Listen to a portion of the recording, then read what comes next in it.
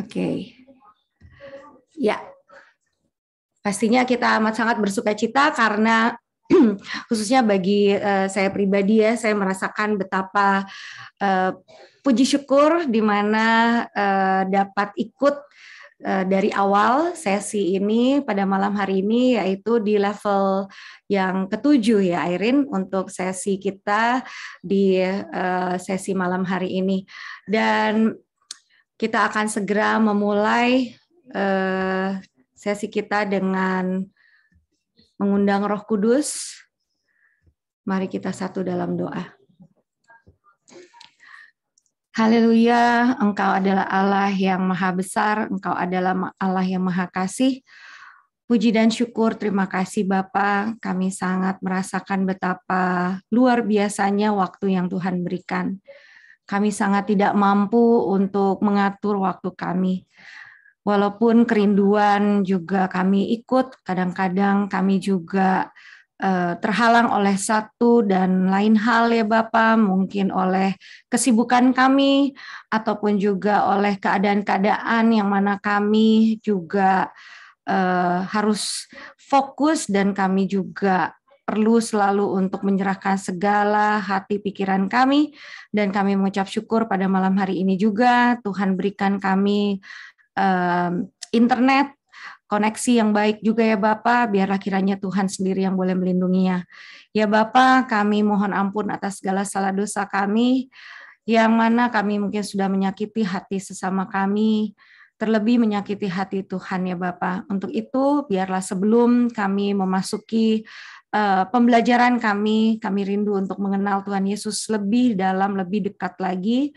Dan kami mau Tuhan, telinga yang Engkau berikan ini biarlah dimampukan untuk dapat mendengar, dan khususnya walaupun pertemuan kami secara online, berikanlah kami dapat fokus Tuhan. Dan biarlah kami juga mau menyerahkan hati pikiran kami untuk kami diubahkan. Oleh karena firman-Mu begitu dahsyat, sehingga janganlah biarkan firman itu berlalu begitu saja. Dan kami juga yakin dan percaya tidak ada satu firman pun yang sudah disebarkan, yang sudah diberikan kepada kami akan kembali dengan sia-sia. Untuk itu Bapa, seberapapun kami yang hadir, kami mengucap syukur dan kami terus mendoakan orang-orang yang sudah kami terus doakan, dan kami undang ya Bapa untuk hadir bersama-sama dengan kami malam hari ini. Dan biarlah Roh Kudus yang mengetuk pintu hati mereka sehingga mereka boleh mengingat dan segera join bersama, bergabung bersama ya Tuhan. Terima kasih Tuhan yang jaga Airin dan juga Natalia yang akan men-translate. Biarlah segala kata-kata yang disampaikan oleh Airin dan juga oleh Natalia dapat kami mengerti ya Bapa. Terima kasih Tuhan Yesus, berikanlah kami semangat, dan juga biarlah firman ini tidak hanya untuk kami sendiri, namun karena semangat dan firman yang merubahkan kami rindu juga ya Tuhan untuk membagi-bagikannya bagi banyak orang, terutama melalui bagaimana kami hidup. Terima kasih Tuhan Yesus, di dalam nama anak-Mu Tuhan Yesus Kristus kami boleh berdoa dan mengucap syukur. Amin. Oke, kami akan segera memberikan kepada Airin untuk boleh segera membagikan sesi pada malam hari ini. Mungkin tergantung banyaknya materi yang akan dibagikan, atau mungkin juga ada brief summary dari pertemuan minggu lalu, ataupun juga ada mungkin kesaksian ya Airin dari pertanyaan yang minggu lalu ya, bagaimana kita mengingat bagaimana kita mempertahankan ya kesetiaan kita dengan whatever it takes gitu. Mungkin 1 minggu yang sudah berlalu ini ada yang mempunyai pengalaman di mana harus bertahan memilih yang benar, boleh mungkin juga dibagikan. Silakan Airin. Well, good evening everyone. It's so good to be back with you again. Selamat malam semuanya, saya sangat senang bisa berkumpul bersama dengan Anda semua. And well, before we start, is there anyone who's willing to share about their experience this past week that they had to make such a difficult choice to do what is right, even though it seems like the circumstances says that it's too hard to do what is right. Sebelum kita memulai, mungkin ada yang mau membagikan pengalamannya selama beberapa minggu terakhir tentang bagaimana harus membuat pilihan yang sulit di tengah-tengah situasi dan kondisi yang ada, tapi Anda tetap harus melakukannya. Silahkan.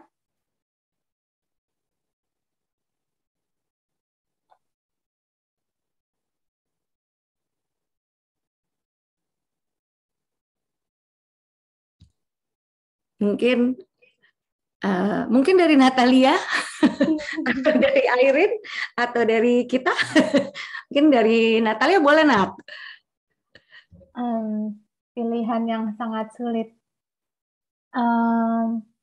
Mungkin kalau kita sebagai seorang ibu, apalagi kalau kita punya anak-anak yang homeschooling,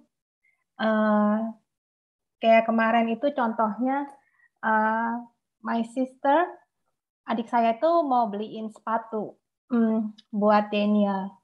Terus dia bilang, yuk kita ke mall aja hari biasa gitu, karena hari biasa kan mall lebih sepi. Kan anak-anak juga kan homeschooling, berarti kan waktu belajarnya juga terserah kita dong mau kapan aja. Tetapi kita udah komit as a parents, walaupun mereka homeschooling, mereka itu tetap ada jadwal yang mereka harus ikutin. Jadi walaupun very tempting, ada diskon besar-besaran untuk merek-merek sepatu yang ternama, tetapi kita tetap sekolah aja dulu, selesain. Nanti kalau memang jodohnya dapat sepatu bermerek dan harganya juga diskon, ya nanti aja. Tapi saat ini kita memilih kita homeschooling duluan. Mungkin sih itu pilihan sulit bagi saya dan keluarga saya, tapi mungkin kalau misalnya ada yang lain, silahkan. So, Natalia, did you get the discount? Kita belum beli sama sekali, Irene. Oh, I see. Jadi, that day you did not go? No, I didn't go at all. Even after homeschooling? Yes, even after homeschooling. Okay. I know that's pretty challenging, huh? It seems like it's just a simple thing, but it is a principle that you are holding on to be disciplined in your scheduling and focusing on homeschooling, even though whatever the circumstances is. Yes. Yeah. Okay. Well, if there's nobody else for now, because our topic is actually quite deep, and this is going to be the last session for our series. Walaupun topik kita akan segera berakhir, karena ini merupakan topik terakhir dari seri kita, dan semakin lama semakin berat. I hope that through all the different levels that we have discussed, you have realized how important relationship is between us and God. Saya berharap di mana kita sudah belajar tiap level yang berbeda dari pertumbuhan spiritual ini, saya berharap kita mengerti betapa pentingnya hubungan kita dengan Tuhan. That we don't go to church just for the sake of going to church. Jadi kita pergi ke gereja bukan hanya demi pergi ke gereja saja. We are not Christians just because our parents and our grandparents were Christians. Kita bukan menjadi orang Kristen karena orang tua kita ataupun kakek nenek kita adalah Kristen juga. But what God wants most important than anything else is that intimate relationship between Him and us. Tuhan sangat merindukan hubungan yang intim antara kita dengan dirinya.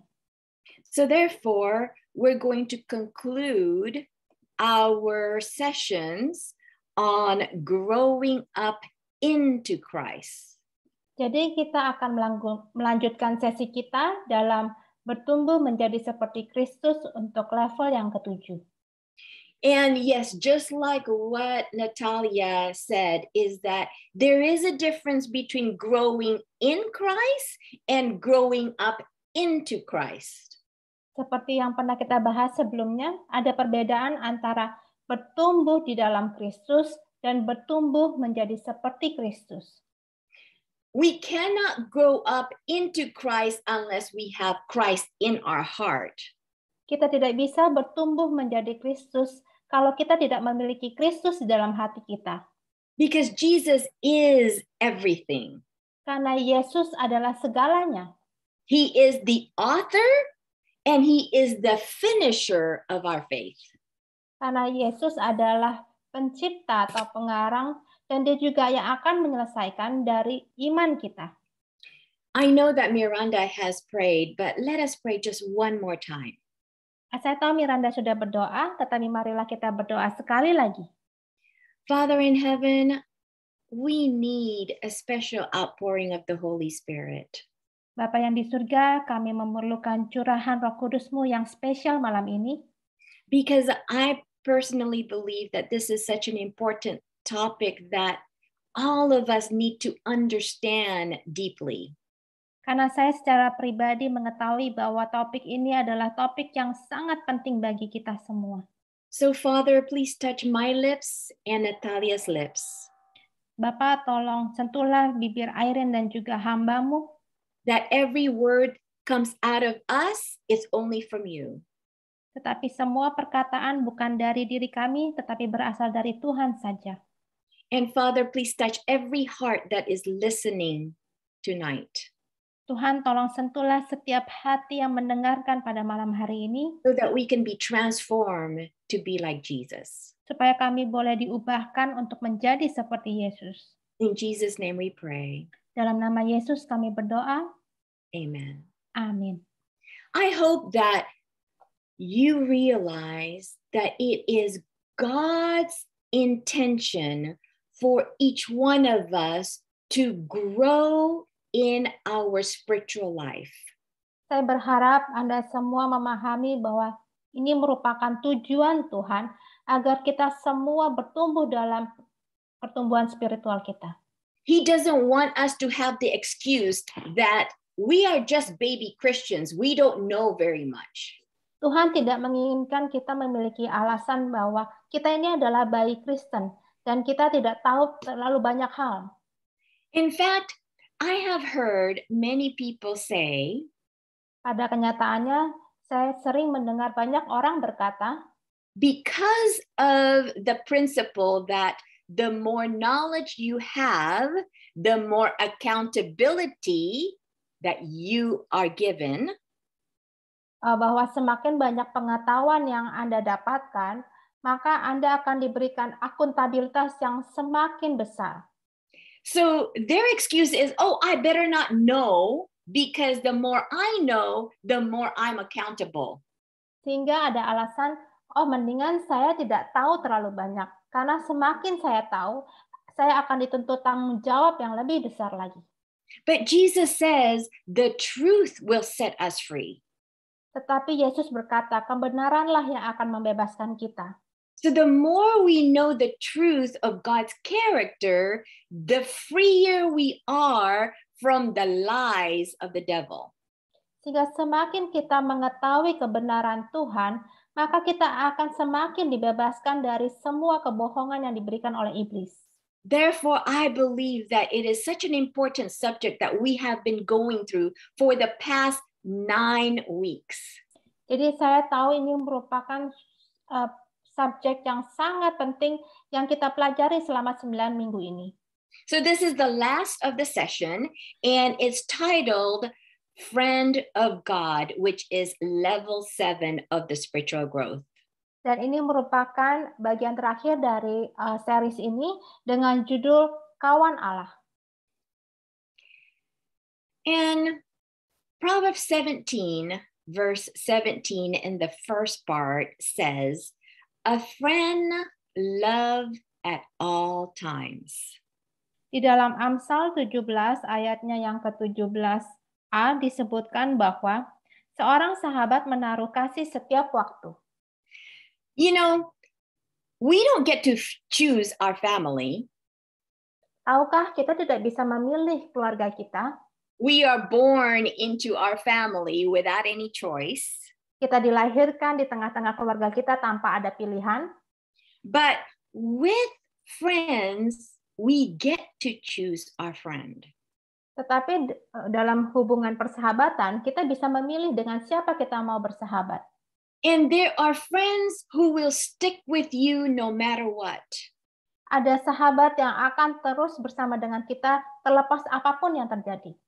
True friends love us no matter what the circumstances that happens in our lives. Sahabat sejati akan mengasihi kita apapun yang terjadi di dalam kehidupan kita. In fact, statistics shows that if we do not have a true friend in our life, we can actually die young.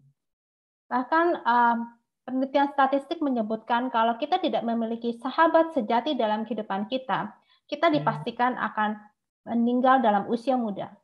Because there is that sense of loneliness that nobody cares about me and nobody knows and understands me, that makes them feel sad and even go through depression. Karena ada perasaan sepi, sendirian, yang akan mengarahkan mereka kepada depresi dan sebagainya. Therefore, it's important for each one of us to have at least one true friend that we can count on. Oleh karena itu, kita harus memiliki minimal satu sahabat sejati yang bisa kita andalkan. So, what is a friend? Apakah yang dimaksud dengan sahabat? According to the dictionary, a friend is a favored companion. Menurut kamus, sahabat adalah teman yang disukai, pendamping yang That's disukai. right. Somebody that we like and enjoy to be around with. Seseorang yang kita senangi, sukai untuk berada bersama-sama dengan kita. And we choose to be with them. Dan kita memilih untuk bersama dengan mereka. Because definition 2 says, a person attached to another by feelings of affection or personal regard.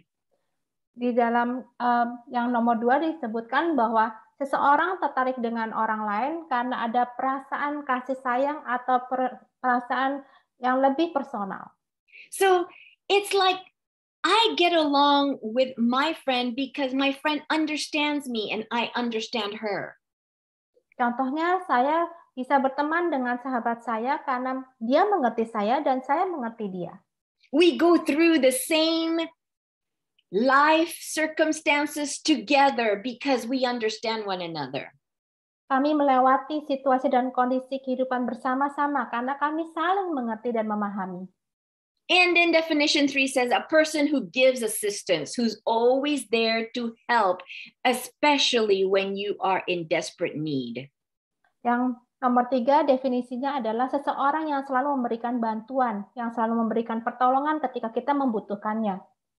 And then someone who knows me and loves me just the same. Dan yang keempat adalah seseorang yang mengenal dan mengasihi saya seperti apa adanya. Who accepts me the way I am. Dan menerima saya dengan apa adanya. John 15 verse 15, Jesus said that he wants to call us his friends.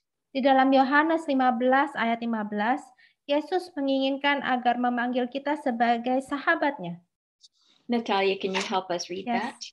Yohanes 15 ayat 15, aku tidak menyebut kamu lagi hamba, sebab hamba tidak tahu apa yang diperbuat oleh tuannya, tetapi aku menyebut kamu sahabat, karena aku telah memberitahukan kepada kamu segala sesuatu yang telah kudengar dari Bapakku. Jesus says, we don't have a master-servant relationship anymore. I want to have an intimate relationship with you by calling you friends. Yesus berkata bahwa dia tidak menginginkan hubungan Tuhan dengan hamba, dengan kita umatnya, tetapi dia ingin hubungan yang lebih intim dan memanggil kita sebagai sahabatnya. You know, I had a conversation with one of my nephew. Ketika saya ada perbincangan dengan keponakan saya, he had to go to a new school. Dia harus pergi ke sekolah yang baru. And he felt very lonely because he realized that everyone in school had already their own groups. Dia merasa sangat kesepian karena teman-teman di sekolahnya itu seakan-akan sudah memiliki grupnya masing-masing. He says, you know, Auntie, I feel like everyone is in this room. Tahukah Tante, saya merasa bahwa semua orang yang ada di dalam ruangan. And I try to knock on the room, the door, to see if anyone would allow me to go inside their group. Seakan-akan saya berusaha mengetok pintu dan kiranya ada yang mau mengizinkan saya bergabung dengan salah satu grup mereka. But no one really wants to open the door. Tetapi tidak ada seorang pun yang membukakan pintu untuk saya. Because they are already comfortable with the friend group that they have, they don't want anyone else to be added. Karena seakan-akan mereka sudah nyaman dengan grup mereka sendiri sehingga tidak mau ada tambahan orang baru. But this is not how Jesus is. Tetapi ini tidak seperti yang diinginkan Yesus. It is Jesus the one that says, I am calling you my friend, as if he's opening the door to the friend group and says, please come in because I want to have an intimate relationship with you. Tetapi Yesuslah bahkan yang mau menyebut kita sebagai sahabat dan membuka pintu hatinya untuk mau menerima kita dan menampung kita sebagai sahabatnya. In the Bible, there is only one friend that is called God's friend.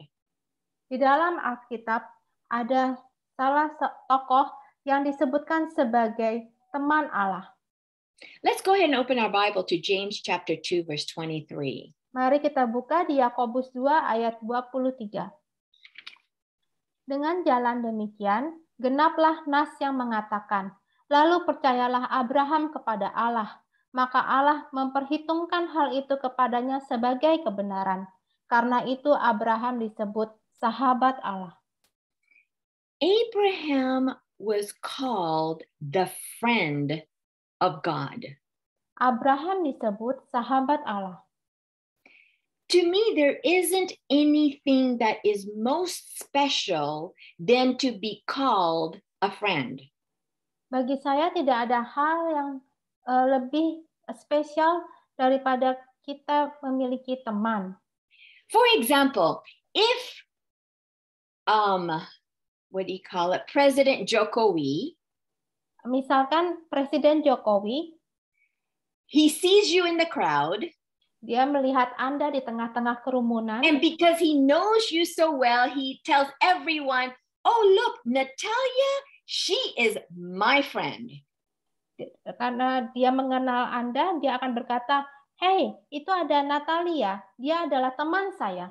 How would you feel when you are called in the middle of the crowd to be a friend to someone that is so powerful? Bagaimana perasaan Anda di tengah-tengah kerumunan, Anda dipanggil sebagai seorang sahabat dari seseorang yang sangat berkuasa? There is a sense of worthiness. Ada rasa Anda sangat dihargai. This important person calls me his friend. Orang yang sangat penting ini memanggil saya sebagai sahabatnya. How was it that God himself was able to call Abraham his friend? Bagaimana Yesus atau Allah bisa memanggil Abraham sebagai sahabatnya? Let's go ahead and take a look at Abraham's life to see step by step through the different level of his spiritual growth. Mari kita lihat dalam kehidupan Abraham yang berbeda-beda yang menunjukkan pertumbuhan spiritualnya. In Patriarchs and Prophets, page 128, paragraph 1, Mrs. White wrote, dalam buku Para Nabi dan Bapa, halaman 128, alinea pertama, Abraham, the friend of God, sets us a worthy example. Abraham, sahabat Allah menunjukkan suatu contoh yang sangat berharga. So therefore, when I saw this, if he is called a friend of God, then maybe I can learn from his life to see how I can be too a friend of God. Kalau kita melihat Abraham bisa menjadi sahabat Allah, kita mungkin juga bisa melihat bagaimana kehidupan Abraham supaya kita juga boleh menjadi sahabat Allah. And the key that she says, what his was a life of prayer. Dan di sini disebutkan bahwa kehidupannya adalah kehidupan yang penuh dengan doa. So level 1, we learned that motivation in our hearts when we first try to worship God is out of fear of punishment or hope for reward. Dalam level pertama kita belajar bahwa kita memuji Tuhan karena kita takut akan hukuman atau mengharapkan suatu imbalan. Let's go ahead and open our Bible to Genesis chapter 12, verse 4. Mari kita buka di dalam Kejadian 12 ayat yang keempat. Lalu pergilah Abram seperti yang difirmankan Tuhan kepadanya, dan Lot pun ikut bersama-sama dengan dia. Abram berumur 75 tahun ketika ia berangkat dari Haran. So in this text, it showed that Abraham had to leave all of the comfort zone of his life. Di ayat ini kita melihat bahwa Abraham harus meninggalkan semua kenyamanan dalam hidupnya. Remember, Abraham was born after the Tower of Babel was built. Abraham lahir setelah Menara Babel itu didirikan. So there was a lot of confusion that was going on. Pada waktu itu terjadi banyak kebingungan. And in Patriarchs and Prophets, it says Abraham had grown up in the midst of superstition and heathenism. Jadi Abraham dalam buku para nabi dan bapa, Abraham itu bertumbuh besar dalam banyak superstition atau percaya tahayul dan juga hal-hal yang lainnya. We should not look at Abraham thinking, oh, he had it easy because, he had such a good family spiritual life. Kita tidak boleh berpikir bahwa Abraham memiliki kehidupan yang mudah karena dia memiliki keluarga yang kehidupan spiritualnya sangat baik. Which is different than the way our situation is now. Di mana sangat berbeda dengan situasi yang kita hadapi saat ini. But that is not true. In fact, Abraham felt that he's the only one who is actually worshiping the true God. Bahkan malah sebaliknya, Abraham itu merasa bahwa dia hanyalah sendirian yang sedang menyembah Tuhan yang benar. Because everyone around him actually worships the false God. Karena orang-orang di sekitarnya menyembah pada Allah berhala. Which is a God who will reward you for worshiping him or who will curse you if you don't worship him. Yaitu Allah yang akan memberkati jika kita semua menyembahnya, atau Allah yang akan menghukum jika orang-orang tidak menyembahnya. This is what they were believing during Abraham's time. Inilah yang dipercaya oleh orang-orang yang hidup pada zaman Abraham. So even though he grew up in the midst of heathenism, yet he worshiped the true God without any motivation of fear of punishment or hope for reward. Walaupun Abraham hidup di tengah-tengah orang yang menyembah banyak berhala dan dia tetap menyembah kepada Tuhan, tetapi dia tidak memiliki motivasi untuk menyembah Tuhan karena mengharapkan sesuatu ataupun takut akan hukuman. Instead, he relied upon the divine promise. Tetapi Abraham tetap berpegang pada janjinya Allah yang sejati. And the promise was that God will bless him when he gets out of his comfort zone. Bahwa Allah akan memberkati Abraham walaupun Abraham keluar dari zona kenyamanannya. But Abraham had no idea where he was supposed to go. Tetapi Abraham tidak tahu kemana dia harus pergi. So therefore says, without the least outward assurance of its fulfillment, he abandoned home and kindred and native land. Dan walaupun tanpa ada tujuan yang pasti kemana dia harus pergi, dia tetap meninggalkan rumahnya yang nyaman dan juga keluarganya. And went forth, he knew not whither to follow, where God should lead. Dan dia berjalan terus, walaupun dia tidak tahu harus kemana, tetapi dia percaya bahwa Tuhanlah yang akan memimpin kemana dia harus pergi. So he was willing to obey regardless of knowing what's going to happen in the future. Bahwa Abram akan terus menurut kepada Tuhan terlepas apa yang akan terjadi nantinya. In level 2, it is a let's make a deal type of relationship.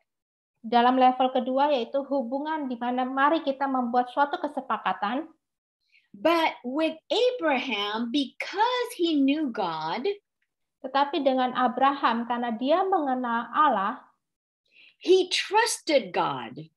Abram percaya kepada Allah. Knowing that God knows what's best for him, even though he did not understand it at that time. Abraham percaya bahwa Tuhan akan memberikan yang terbaik kepadanya, walaupun dia tidak tahu apa yang harus dia lakukan. In Hebrews 11 verse 8, it says what Abraham had to do. Di dalam Ibrani 11 ayat 8 disebutkan apa yang harus dilakukan oleh Abraham. Karena iman, Abraham taat ketika ia dipanggil untuk berangkat ke negeri yang akan diterimanya menjadi milik pusakanya. Lalu ia berangkat dengan tidak mengetahui tempat yang ia tuju. It was no light test that was brought upon Abraham.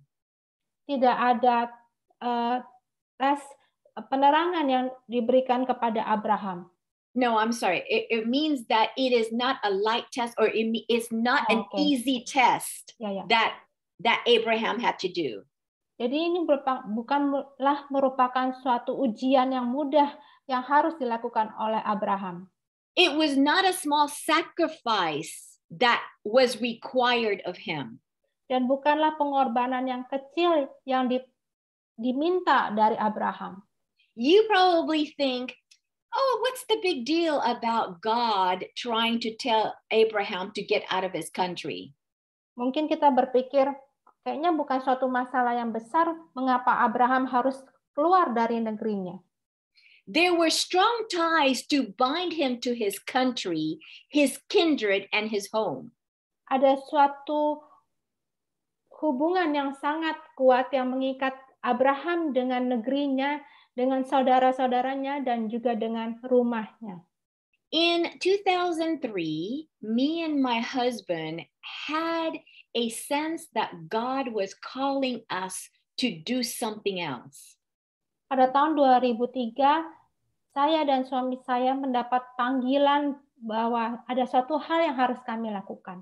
We felt that our comfortable life of having 2 jobs, of having a good career, was not what God intended for us to enjoy for the rest of our life.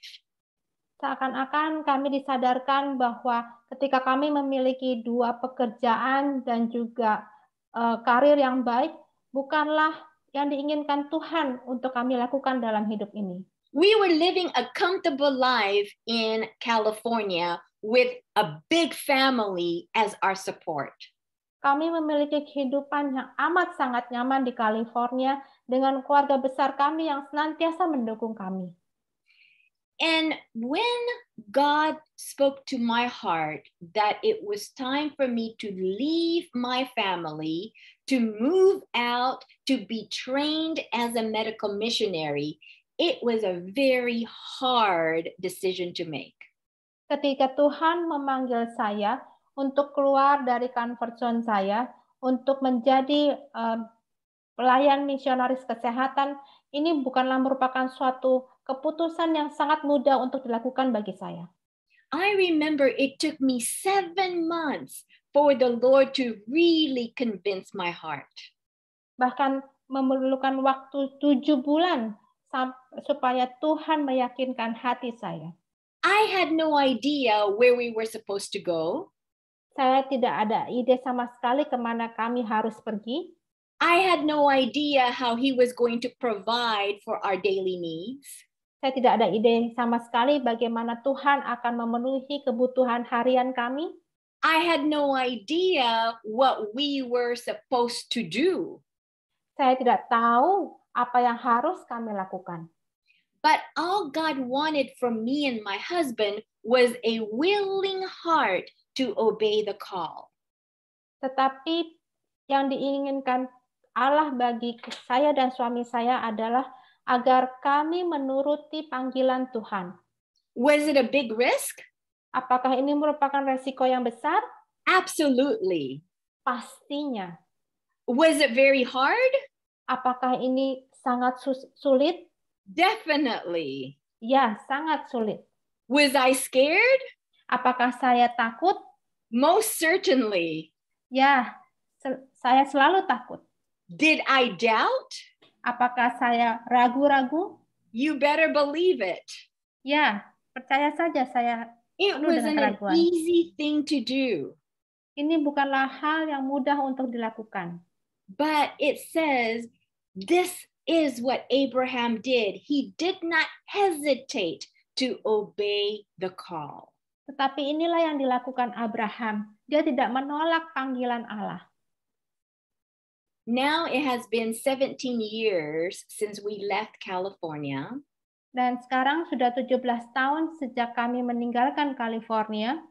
Kyle was 6 years old and Kenneth was 4 years old.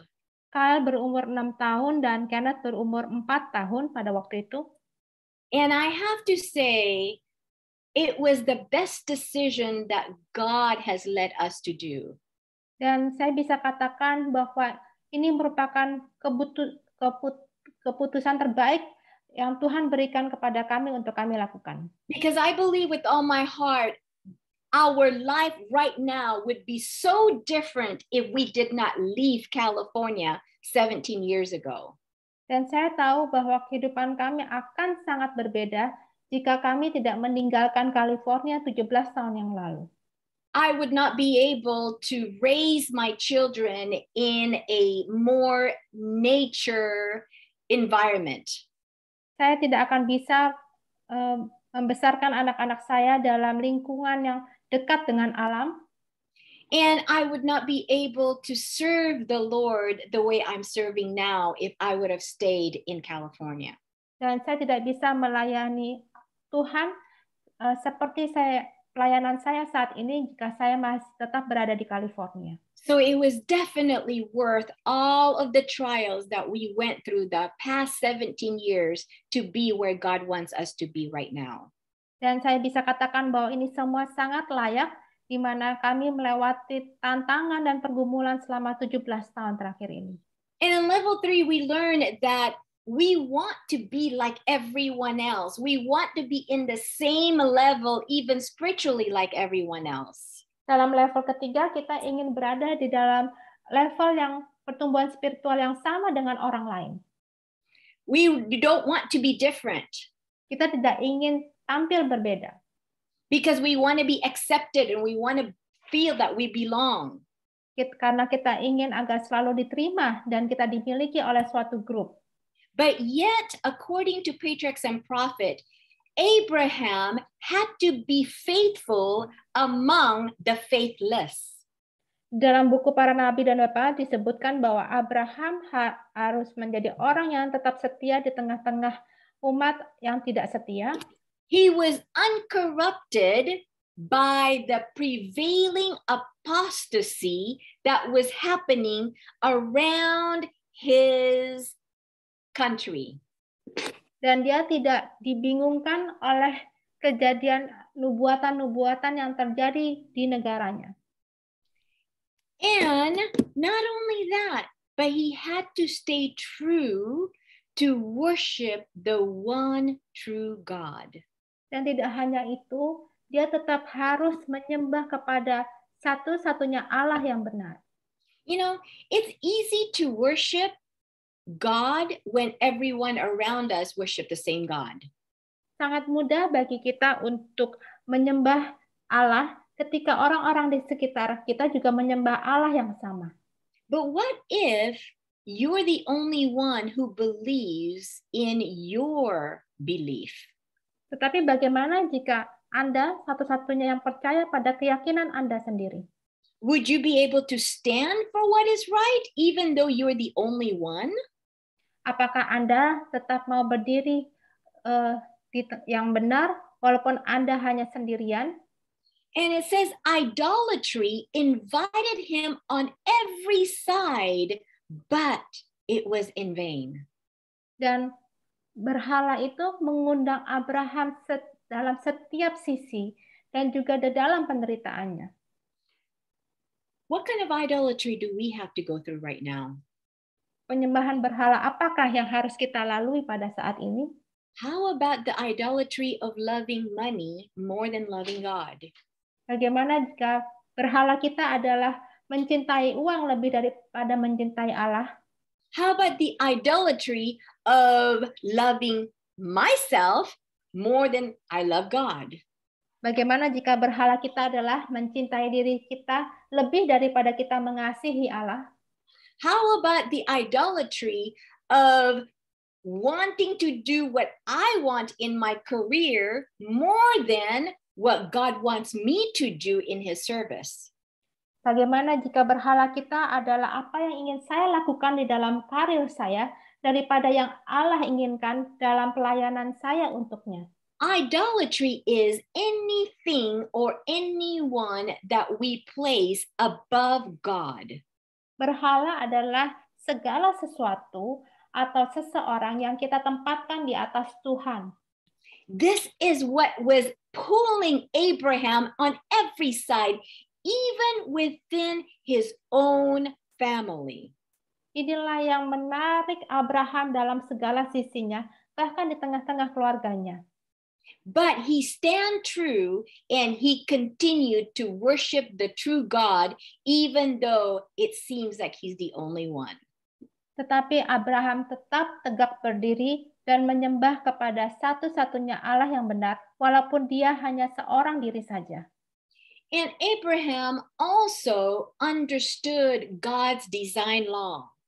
Dan Abraham mengenal hukum yang dirancang oleh Allah. He was understanding how God works and how the universe actually works. Dia mengetahui bagaimana Allah bekerja dan bagaimana seluruh alam semesta ini bekerja. In fact, God had a special knowledge about Abraham. Bahkan Allah memiliki pengetahuan yang spesial tentang Abraham. Let's open our Bible to Genesis chapter 18, verse 19, and see what God said about Abraham. Mari kita buka di Kejadian 18 ayat 19, apa yang dikatakan Allah tentang Abraham. Sebab aku telah memilih dia, supaya diperintahkannya kepada anak-anaknya dan kepada keturunannya, supaya tetap hidup menurut jalan yang ditunjukkan Tuhan, dengan melakukan kebenaran dan keadilan, dan supaya Tuhan memenuhi kepada Abraham apa yang dijanjikannya kepadanya. It's interesting in the Bahasa language, it says that God chose Abraham. Sangat menarik di dalam ayat bahasa bahwa Allah memilih Abraham. But in the King James Version, it says, God says, for I have known him. Tetapi dalam versi King James dikatakan bahwa Allah mengenal Abraham. That's different. Choosing and knowing are two different words. Memilih dan mengenal adalah dua kata kerja yang berbeda. I think that it is more precise when God says, I know Abraham. Sepertinya lebih cocok dikatakan Allah mengenal Abraham. I know what he's going to do and what he's going to say to his family. Allah tahu apa yang akan dikatakan atau diperbuat Abraham kepada keluarganya. Don't you want God to say that about us?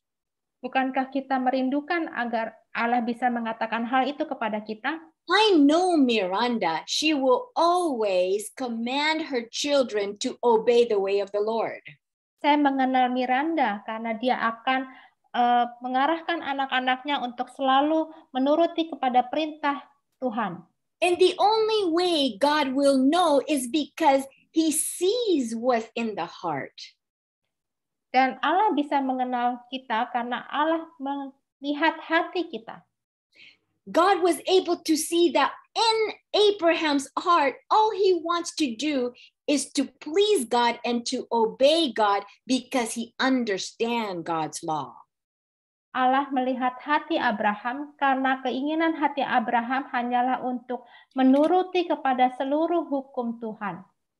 And then Genesis 26 verse 5 says, dan juga di dalam Kejadian 26 ayat 5 dikatakan, karena Abraham telah mendengarkan firman-Ku dan memelihara kewajibannya kepadaku, yaitu segala perintah, ketetapan, dan hukum-Ku. God says, Abraham obeyed my voice. Allah berkata bahwa Abraham menuruti pada suaraku. But his obedience is not just an outward obedience that looks good on the outside. Penurutan Abraham bukan hanya penurutan tampak luar sehingga kelihatan baik di luarnya saja. But it can be seen on his lifestyle. Tetapi bisa terlihat dari gaya hidupnya. It can be seen in how he treats other people. Itu bisa terlihat dari bagaimana Abraham memperlakukan orang lain. It can be seen how he is as a father and as a husband. Itu bisa terlihat ketika dia sebagai seorang ayah dan juga seorang suami. This is what God wants you and me to have. Inilah yang diinginkan Allah agar kita memiliki hal ini. To have this intimate relationship with God that all we want to ever do is to please him in every aspect of our life. Agar kita memiliki gaya hidup seperti Abraham, sehingga keinginan kita satu-satunya adalah hanya menyenangkan Tuhan. But we can only do this if we truly understand how all God wants from us is what is best for us. Ini semua bisa kita lakukan kalau kita memahami bahwa Tuhan selalu menginginkan yang terbaik dalam kehidupan kita, supaya kita juga bisa melakukan yang terbaik untuknya. Therefore, even the health laws is not too hard for us to follow, because we understand by obeying it, it will give us great benefit. Seperti hukum kesehatan, bukanlah hal yang memberatkan bagi kita untuk kita lakukan, karena kita tahu bahwa Tuhan menginginkan agar kita mendapatkan banyak keuntungan dari menuruti hukum kesehatan ini. And Abraham showed that he loves others more than himself. Dan Abraham menunjukkan bahwa dia mengasihi orang lain. Do you remember when Abraham and Lot had to choose a new place for them to live? Ingatkah ketika Abraham dan Lot harus memilih tempat tinggal yang baru? Abraham asked Lot to choose first. Abraham meminta Lot untuk memilih terlebih dahulu. Even though he is the older one, walaupun Abraham lebih tua dari Lot, but because he is more concerned of Lot, he says, you choose first. Tetapi karena Abraham lebih perhatian atau peduli dengan Lot, oleh karena itu dia membolehkan Lot untuk memilih duluan. And in Genesis chapter 14, verse 13 through 16, we see that there was a situation that happened. Dalam Kejadian 14 ayat 13 sampai 16 ada terjadi banyak hal di sini. There was a war that was happening in Sodom and Gomorrah. Ada perang yang terjadi di Sodom dan Gomora. Remember, Lot decided to stay in Sodom with his family. Lot tetap tinggal di Sodom bersama dengan keluarganya. And there was a war where the enemy captured everyone in Sodom and took all of their possessions, and they were taken away in captivity. Di mana terjadi suatu perang sehingga orang-orang yang ada di dalam Sodom itu ditawan dan diambil seluruh harta benda mereka. And then in Genesis 14, verse 13 through 16, we see what happened. Mari kita baca di Kejadian 14 ayat 13 sampai 16. Kemudian datanglah seorang pelarian dan menceritakan hal ini kepada Abram, orang Ibrani itu, yang tinggal dekat pohon-pohon terbatin kepunyaan Mamre. Orang Amori itu saudara Eskol dan Aner, yakni teman-teman sekutu Abram. Ketika Abram mendengar bahwa anak saudaranya tertawan, maka dikerahkannya orang-orangnya yang terlatih, yakni mereka yang lahir di rumahnya, 318 orang banyaknya, lalu mengejar musuh sampai ke Dan. Dan pada waktu malam berbagilah mereka, ia dan hamba-hambanya itu, untuk melawan musuh. Mereka mengalahkan dan mengejar musuh sampai ke Hoba di sebelah utara Damsyik. Dibawanyalah kembali segala harta benda itu, juga Lot, anak saudaranya itu, serta harta bendanya dibawanya kembali. Demikian juga perempuan-perempuan dan orang-orangnya. As you can see, Abraham did not have any unkind memory of Lot's ingratitude. Abraham itu seakan-akan tidak memiliki memori perbuatan-perbuatan Lot yang tidak baik kepadanya. Because we could have said, what happened between Abraham and Lot. Look at him. He doesn't even respect me. Doesn't he know that I am older? And yet he's the one who says, I'm going to choose the best. Bahkan Abraham tidak berkata bahwa Lot ini tidak menghormati saya, walaupun saya ini lebih tua, dan membiarkan saya yang memilih terlebih dahulu. Do we have bitterness in our heart when somebody has wronged us? Apakah kita memiliki kepahitan di dalam hati kita ketika orang lain berbuat jahat kepada kita? Do we continue to play it in our mind over and over again, especially if we see the person? Apakah kita terus-menerus memainkan hal itu di dalam pikiran kita ketika kita melihat orang yang berbuat jahat kepada kita? But not with Abraham. Tetapi tidak terjadi pada diri Abraham.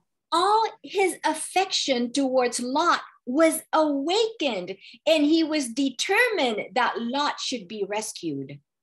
Dan kasih sayangnya kepada Lot itu menunjukkan bahwa Lot ini harus segera diselamatkan. He cared about Lot regardless of what Lot has done to him. Dia sangat sayang kepada Lot terlepas apa yang pernah Lot perbuat kepada Abraham. But of course, he asked God first for divine counsel. Tetapi Abraham meminta petunjuk terlebih dahulu dari Allah. And then he prepared for war to rescue Lot and his family and the people in Sodom. Dan Abraham kemudian bersama dengan orang-orangnya berusaha untuk menyelamatkan Lot dan keluarganya. Abraham's army is not any bigger than the enemy's army.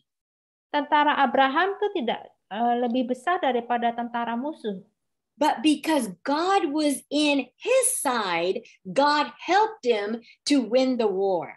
Tetapi karena Tuhan berada di pihak Abraham, sehingga Abraham bisa memenangkan peperangan itu. Therefore, it shows that Abraham too has a life of integrity. Dan menunjukkan juga bahwa Abraham memiliki kehidupan yang penuh dengan integritas. Because he asked God for help. Karena dia meminta bantuan dari Allah. But he did not gain any glory for himself. Tetapi dia tidak mengambil pujian atau kemuliaan dari kemenangan perang itu. Let's open our Bible to Genesis chapter 14 and we're going to read verse 22 and 23. Mari kita buka Kejadian 14 ayat 22 dan 23. Tetapi kata Abraham kepada raja negeri Sodom itu, Aku bersumpah demi Tuhan, Allah yang maha tinggi, pencipta langit dan bumi. Aku tidak akan mengambil apa-apa dari kepunyaanmu itu, sepotong benang atau tali kasut pun tidak, supaya engkau jangan dapat berkata, aku telah membuat Abram menjadi kaya. Abraham did what he did not so that he can gain reward. Abraham melakukan apa yang harus dia lakukan, bukan supaya dia mendapatkan keuntungan. Not so that he can gain praise from the king of Sodom. Tidak supaya dia mendapatkan pujian dari Raja Sodom. It says he would give them no occasion to think that he had engaged in warfare for the sake of gain. Bahwa dikatakan bahwa dia tidak terlibat dalam peperangan itu untuk mendapatkan keuntungan ataupun kekayaan. Or to attribute his prosperity to their gifts or favor. Atau bahkan juga tidak untuk menambah kekayaannya hanya dari hadiah-hadiah dari Raja Sodom. God had promised to bless Abraham. Allah sudah berjanji untuk memberkati Abraham. Therefore, to God is all the glory that Abraham gave. Oleh karena itu, Allah memberikan seluruh pujian kemuliaan hanya untuk Allah. How about with us? Bagaimana dengan kita? Do we do things to gain something? Apakah kita melakukan sesuatu untuk mendapatkan Maybe to gain keuntungan, our reputation? untuk mendapatkan reputasi yang lebih baik, So that people will see that we are a good person? supaya orang lain bisa melihat bahwa kita ini orang baik, So that we can be admired? supaya kita bisa dikagumi oleh orang lain? Or do we do something just because we want to bring honor and glory to God? Ataukah kita melakukan segala sesuatu untuk membawa kepujian dan kemuliaan bagi Tuhan? You know, with all these things that Abraham did, Dengan semua hal yang telah dilakukan oleh Abraham, it shows that he has a relationship with God. ini menunjukkan bahwa Abraham memiliki hubungan dengan Tuhan. It shows that he is intimate with God. Ini menunjukkan bahwa dia sangat intim dengan Allah. But there is one thing that he had to go through to show that he is a true friend of God. Tetapi ada suatu hal yang harus dia lalui agar dia bisa dikatakan sebagai sahabat sejati Allah. I love this cartoon. Charlie Brown said to Snoopy, "Thank you for being my friend." Saya suka dengan kartun ini yang dikatakan Charlie Brown kepada Snoopy, "Terima kasih sudah menjadi sahabat saya." Why? Mengapa? Because Charlie Brown says, "You get me." Karena Charlie Brown berkata, "Kamu mendapatkan saya." What that means, you get me, what really means is that you understand me so much. Artinya dari kamu mendapatkan saya adalah kamu benar-benar sangat mengerti saya. We've gone through same situations together. Kita melewati masa-masa selalu bersama-sama. So we can even look at each other and we understand each other just by looking at each other. Bahkan hanya dengan melihat, saling melihat saja, kita tahu apa yang kita maksudkan di dalam hati Do you kami have masing-masing. that kind of a friendship with someone? Apakah Anda memiliki persahabatan seperti ini dengan orang lain? Uli and Danny Jami is a friend that I can call that. I'm sorry, Irene. Uli and Daniel Jami is my friend that I can say they get me. Uli and Dani Jami adalah sahabat saya yang saya bisa katakan bahwa mereka mendapatkan saya.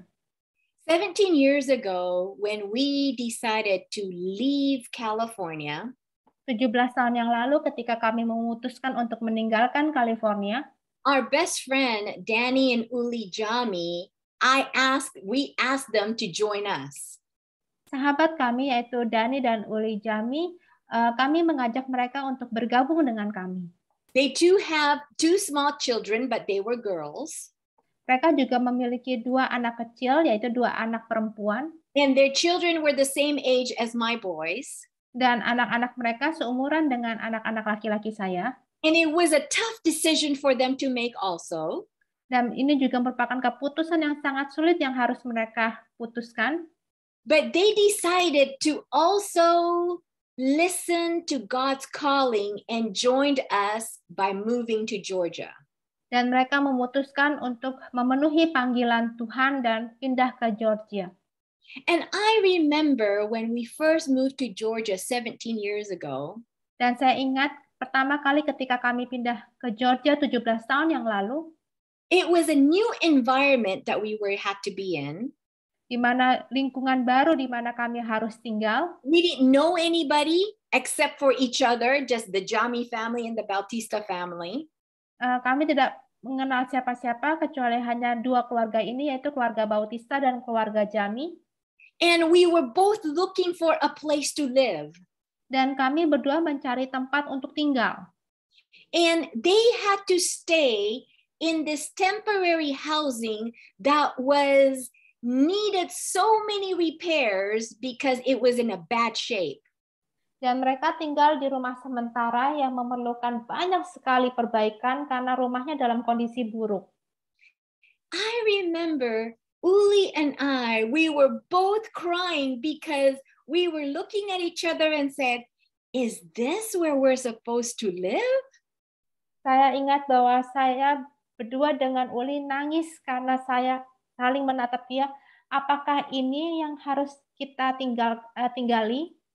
We remembered the comfort that we had in California. Kami mengingat semua kenyamanan yang kami miliki di California. And now we're living in this place where it was not a nice house to live in. Dan kami malah di sini, di rumah yang bahkan tidak baik untuk kami tinggal. It was nice to have a friend who understood the pain and the agony that you're going through. Sangat baik untuk memiliki sahabat untuk bisa melewati segala tantangan dan pergumulan yang kita miliki. This is the reason why God said to Abraham, you are my friend because you understand me.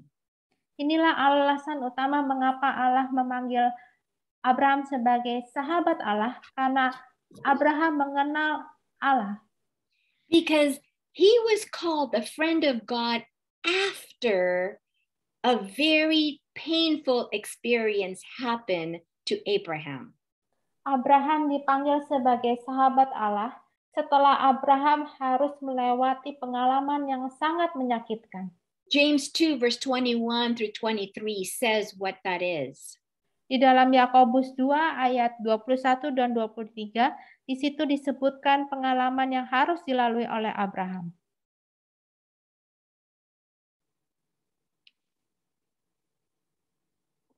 Oke.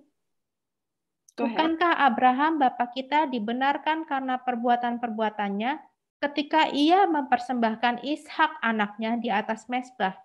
Kamu lihat bahwa iman bekerja sama dengan perbuatan-perbuatan, dan oleh perbuatan-perbuatan itu iman menjadi sempurna. Dengan jalan demikian, genaplah nas yang mengatakan, lalu percayalah Abraham kepada Allah, maka Allah memperhitungkan hal itu kepadanya sebagai kebenaran. Karena itu Abraham disebut sahabat Allah. Abraham had to willingly offer Isaac as a sacrifice.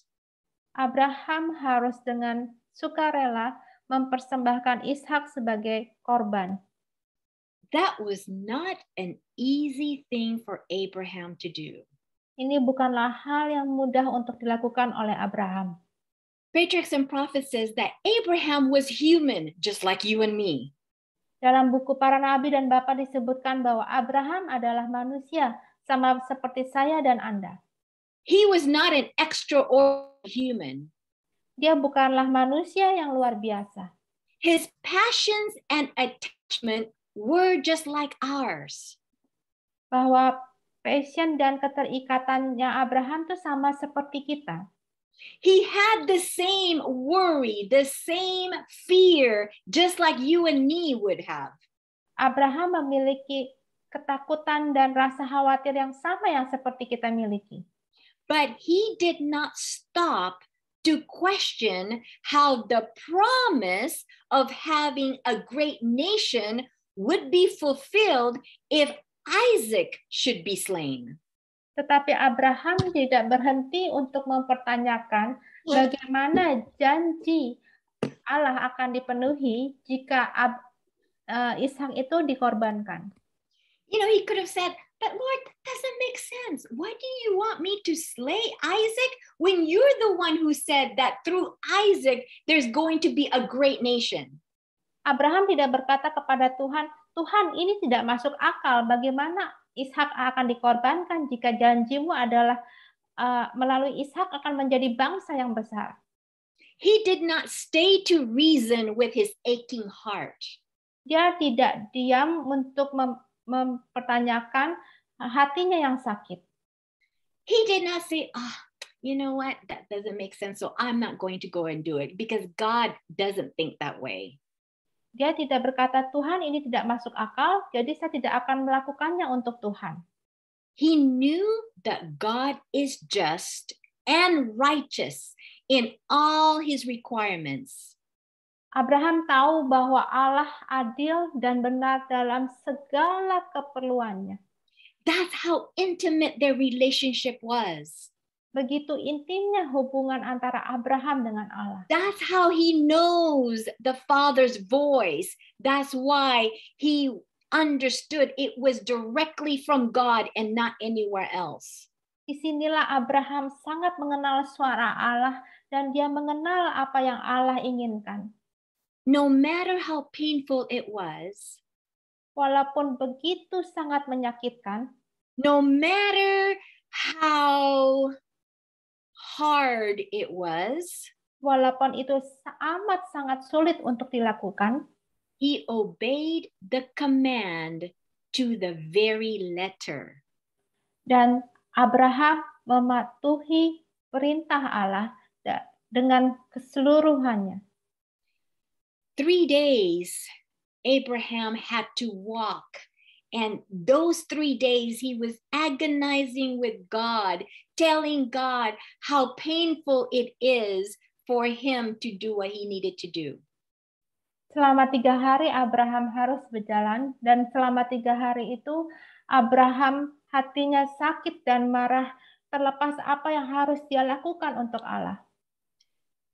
You know, to lose your child in an accident is a very painful thing. Kehilangan anak dalam suatu kecelakaan merupakan hal yang amat sangat menyakitkan. But then some accidents, it wasn't your fault. Untuk beberapa kecelakaan itu bukan kesalahan Anda. So there may not have to be a guilt that it was me, the one that caused the death. Sehingga tidak ada rasa bersalah yang mengatakan bahwa Andalah yang penyebab kecelakaan itu. When Kenneth was diagnosed with cancer, I thought it was my fault. Ketika Kenneth didiagnosa kanker, saya pikir itu adalah kesalahan saya.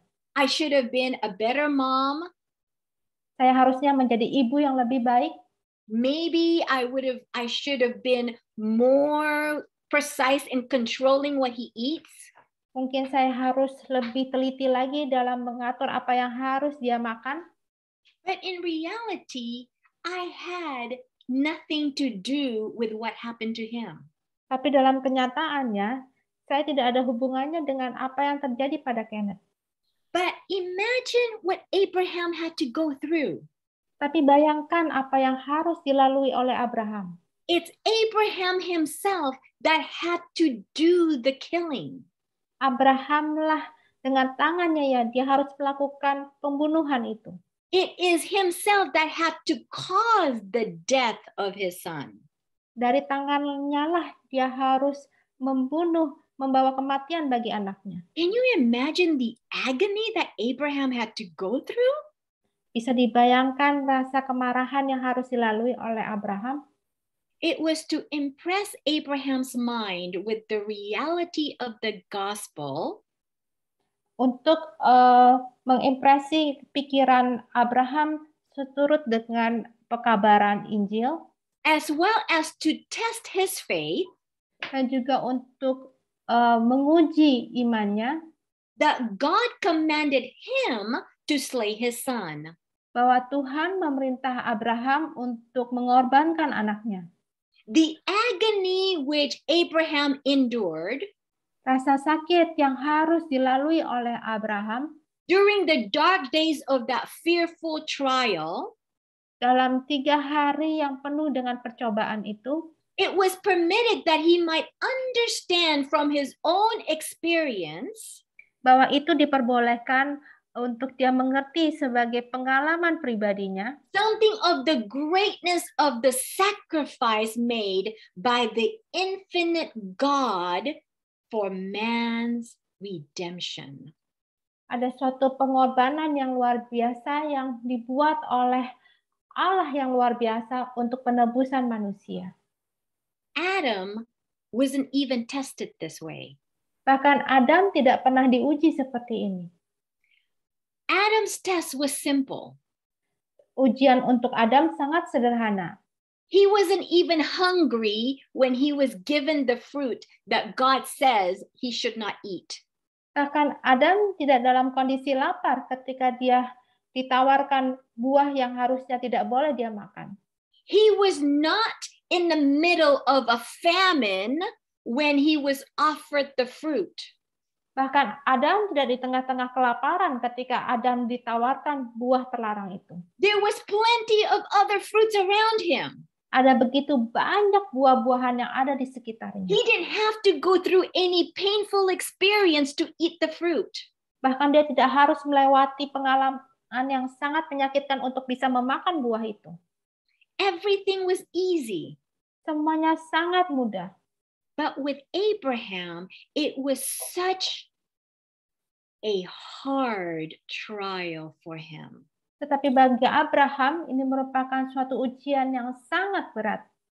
Imagine he had waited for 100 years to have the promise that he finally has the son that God has promised for so many years. Bayangkan dia harus menunggu 100 tahun agar dia diberkati dengan seorang anak yang dijanjikan oleh Allah. And Isaac was such a good child that made him proud, and he loved Isaac with all his heart. Dan Ishak adalah anak yang baik yang sangat dikasihinya, dan dia sangat bangga kepadanya. And then God had to ask him to slay Isaac? Dan kemudian Allah meminta Abraham untuk membunuh Ishak. But he obeyed to the letter. Tetapi Abraham menurut dengan sepenuhnya. He didn't even understand why, but he did it anyway. Abraham tidak mengerti mengapa, tetapi dia tetap melakukannya untuk Allah. And all God wanted Abraham to experience is to have the same experience that God the Father would have when Jesus had to be sacrificed for you and me. Karena Allah ingin Abraham memiliki pengalaman yang sama ketika Allah harus mengorbankan satu-satunya anaknya yang tunggal, yaitu Yesus, untuk mati di kayu salib menebus kita semua. So the question is, why did Abraham have to go through all that? Mengapa Abraham harus melalui ini semua? And I came to realize that there is someone who is always accusing you and me. Saya tak ketahui bahwa ada seseorang yang selalu menuduh Anda dan saya. In Patriarchs and Prophets 154 paragraph 3 says, because Abraham had shown a lack of faith in God's promises. Di dalam buku Para Nabi dan Bapa disebutkan bahwa karena Abraham telah menunjukkan kurangnya iman dalam janji-janji Tuhan. Remember, he got married to Hagar because he believed Sarah more than he believed God. Ingatlah, Abraham menikah dengan Hagar karena Abraham lebih percaya kepada Sarah daripada kepada Tuhan. He lied about who Sarah is as his sister instead of his wife because he was afraid that Pharaoh was going to kill him to get to Sarah. Ingatlah ketika Abraham berbohong kepada Firaun bahwa Sarah adalah adiknya dan bukan istrinya karena Abraham takut Sarah akan diambil oleh Firaun. So as you can see, Abraham was just like you and me, a normal person who also falls into temptation. Lihatlah, Abraham itu sama seperti kita manusia biasa yang mudah sekali jatuh ke dalam godaan dosa. So because of these few moments that Abraham fell into temptation and commit sin, karena momen-momen ini ketika Abraham tergoda oleh dosa dan jatuh ke dalamnya, in Revelation chapter 12, di dalam Wahyu pasalnya yang ke-12, it says that there is someone who is always accusing us. ada seseorang yang selalu menuduh kita. In Revelation 12, verse 10, Wahyu 12 ayat 10 disebutkan. you know what, I'm sorry. Let's go ahead and start with verse 9 so that we know who it is first. Oke. Wahyu 12 ayat 9. Dan naga besar itu, si ular tua yang disebut iblis atau Satan, yang menyesatkan seluruh dunia, dilemparkan ke bawah, ia dilemparkan ke bumi bersama-sama dengan malaikat-malaikatnya. Verse 10. Dan aku mendengar suara yang nyaring di surga berkata, sekarang telah tiba keselamatan dan kuasa dan pemerintahan Allah kita, dan kekuasaan Dia yang diurapinya. Karena telah dilemparkan ke bawah pendakwa saudara-saudara kita yang mendakwa mereka siang dan malam di hadapan Allah kita. Every night and every day, Satan is constantly accusing you and me in front of God. Tiap siang dan malam, setan itu mendakwa kita di hadapan Allah. Natalia is not worthy of your blessing. Look what she has done. Natalia tidak layak untuk mendapatkan berkat darimu. Lihat apa yang telah dilakukannya. Do you know what Irene did just the other day? Tahukah yang dilakukan Irene berapa hari yang lalu? This was the same exact thing that Satan did to Abraham. Ini hal yang sama yang dilakukan setan kepada Abraham. Satan had accused him before the angels and before God of having failed to comply with the conditions of the covenant. Satan telah menuduh Abraham di hadapan para malaikat dan sebelum Tuhan, sehingga dia seakan-akan gagal dalam kondisi-kondisi dari perjanjian. And therefore Satan says Abraham is unworthy of your blessing. Dan Satan berkata bahwa Abraham tidak layak untuk mendapatkan berkat-berkat Tuhan. But God desired to prove the loyalty of his servant before all heaven. Allah merindukan untuk membuktikan kesetiaan dari hambanya di hadapan surga. So not just here on earth, but even through the angels who has never sinned. Bahkan bukan untuk hanya di bumi ini saja, tapi juga untuk di surga di hadapan para malaikat. To demonstrate that nothing less than perfect obedience can be accepted. Untuk menunjukkan bahwa tidak ada penurutan yang sempurna yang tidak dapat dilakukan. And to open more fully before them what the plan of salvation would look like. Dan untuk membuka kepada mereka semua tentang rencana keselamatan. When Abraham had to sacrifice Isaac and his arm was about to go unto Isaac, ketika Abraham akan membunuh Ishak dan ketika Abraham memegang pisau itu di tangannya, it says all heaven beheld with wonder and admiration of Abraham's unfaltering obedience. Bahwa seluruh surga itu terdiam dengan penuh kekaguman dan bahwa penuh dengan kekaguman kepada penurutan Abraham yang setia. Do you know that every time we make a choice for God, all heaven is admiring our choice? Tahukah ketika kita melakukan pilihan untuk melakukan kehendak Tuhan, seluruh warga surga itu mengagumi kita? Every actions that we do, even though it seems like we're the only one in the room, we're never alone because all heavens are looking down at us and wondering what are we going to do.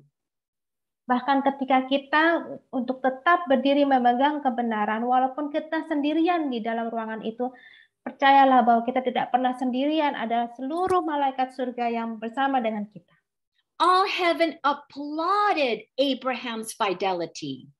Seluruh surga itu bertepuk tangan akan kesetiaan Abraham. Because now they know that Satan's accusation were shown to be false. Karena mereka tahu bahwa tuduhan setan adalah salah. This is what Jesus wants you and me to prove.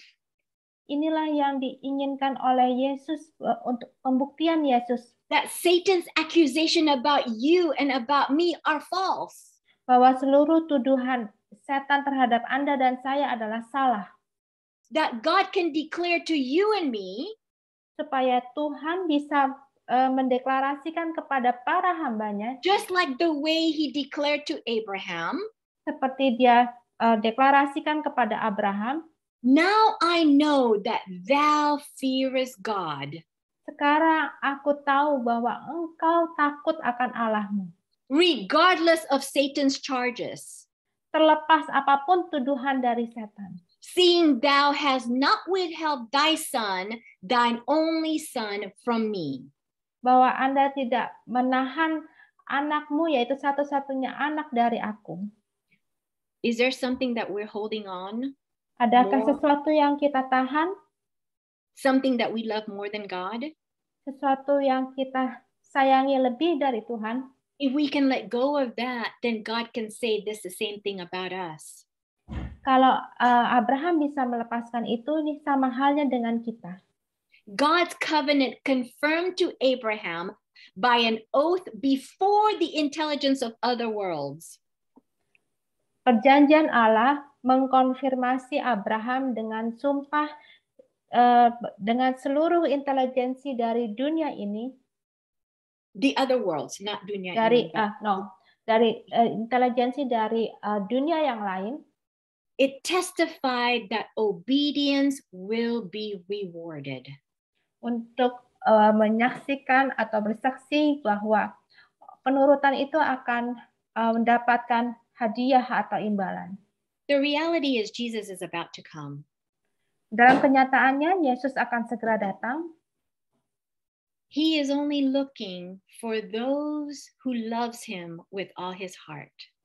Yesus hanya mencari orang-orang yang mengasihi Dia dengan sepenuh hatinya.